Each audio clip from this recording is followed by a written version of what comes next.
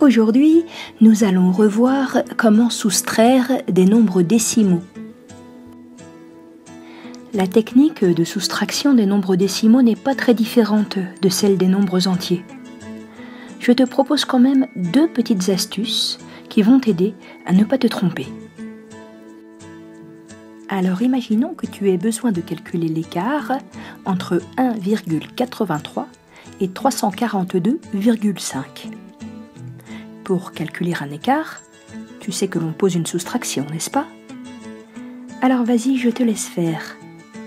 Tu vas mettre cette vidéo en pause et tu prendras le temps qu'il faut pour poser la soustraction qui te permettra de calculer cet écart.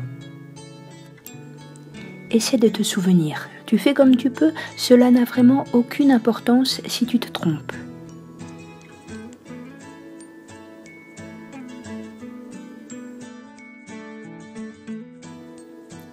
Pour calculer l'écart entre 342,5 et 1,83, tu as posé une soustraction.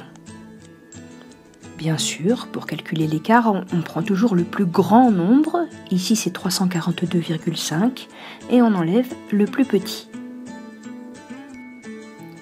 Voici ma première astuce pour bien additionner ou soustraire des nombres décimaux. Je te propose de commencer par entourer dans chaque nombre le chiffre des unités. Dans 342,5, c'est le 2. Dans 1,83, c'est le 1. Alors pour poser l'opération, tu vas bien veiller à aligner les chiffres des unités dans la même colonne.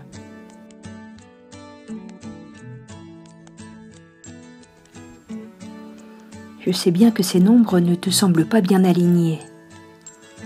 Pour poser ta soustraction, je te propose ma deuxième astuce.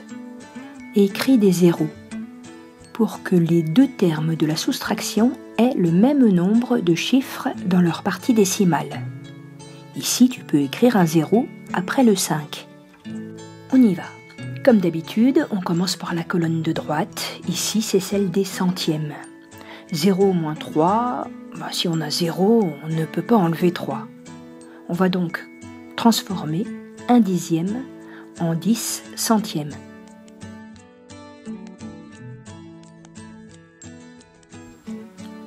« 10 moins 3 égale 7. » Dans la colonne des dixièmes, je ne peux pas calculer 5 moins 9. Alors je vais casser une unité pour la transformer en 10 dixièmes. 15 moins 9 égale 6.